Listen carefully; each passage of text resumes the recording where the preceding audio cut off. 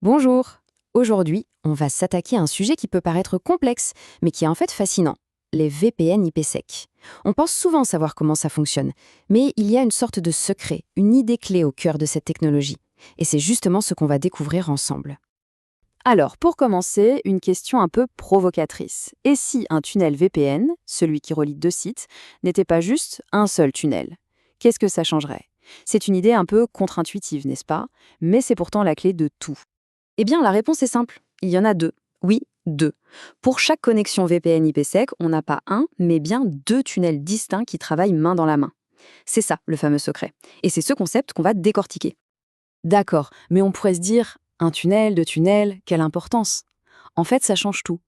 Quand on fait des connexions purement cloud, souvent, ça marche tout seul. Mais dès qu'on doit connecter un réseau cloud à du matériel physique, du vrai hardware sur site, je pense à du Cisco, du Juniper, là, si on ne maîtrise pas ce processus en deux phases, c'est la porte ouverte aux galères pour la configuration et surtout pour le dépannage. Bon, pour bien visualiser tout ça, il faut poser le décor. Et comme dans toute bonne histoire, on a besoin de nos protagonistes. Ici, ce sont les deux passerelles réseau, les deux points d'extrémité qui cherchent à établir une connexion sécurisée. Alors, imaginons un scénario concret. D'un côté, on a une passerelle réseau sur Azure avec une adresse IP publique, disons 1.1.1.1. Et de l'autre, une passerelle sur AWS à l'adresse 2.2.2.2. C'est entre ces deux adresses, visibles sur Internet, que tout va se jouer. C'est notre point de départ. Le processus pour établir la connexion, c'est une sorte de chorégraphie bien précise en 5 temps. D'abord, les passerelles se reconnaissent. Puis, elles construisent un premier tunnel, un tunnel de contrôle. C'est là qu'elles vont négocier les règles du jeu. Ensuite seulement, elles construisent le deuxième tunnel pour les données. Et enfin, le trafic peut circuler. On va zoomer sur ces étapes clés. Allez, on plonge dans le vif du sujet avec la phase 1. C'est la fondation de tout l'édifice. C'est ici qu'on va bâtir le fameux tunnel de contrôle.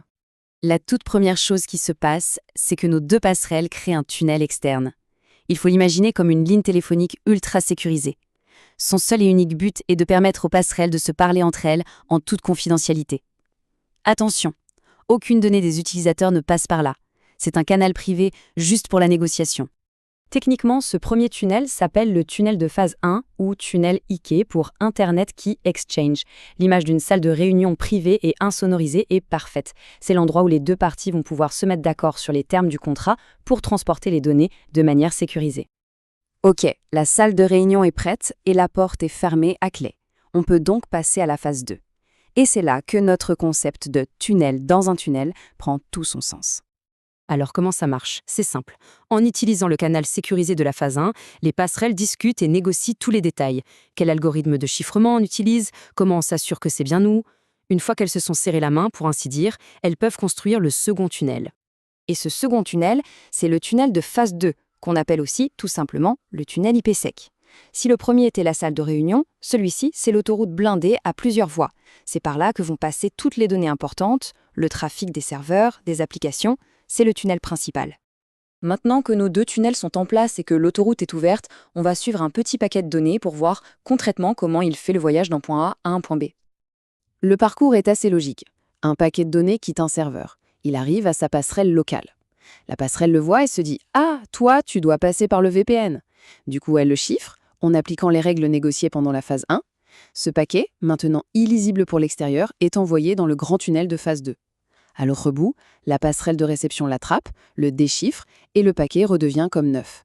Il est alors livré à sa destination finale.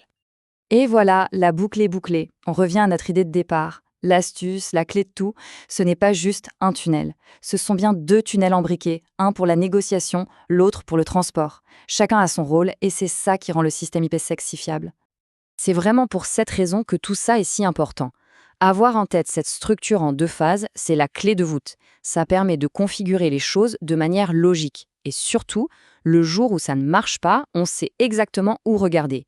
Est-ce un problème de phase 1, la négociation, ou un problème de phase 2, le transport des données? Bon, maintenant, on a une image claire de comment ces tunnels sont construits. Mais ça ouvre une autre question, encore plus intéressante, non? Sur quoi exactement est-ce qu'ils se mettent d'accord dans leur salle de réunion secrète? Quels sont les détails de ce contrat de sécurité? C'est là qu'on touche vraiment au cœur de la magie de la sécurité réseau.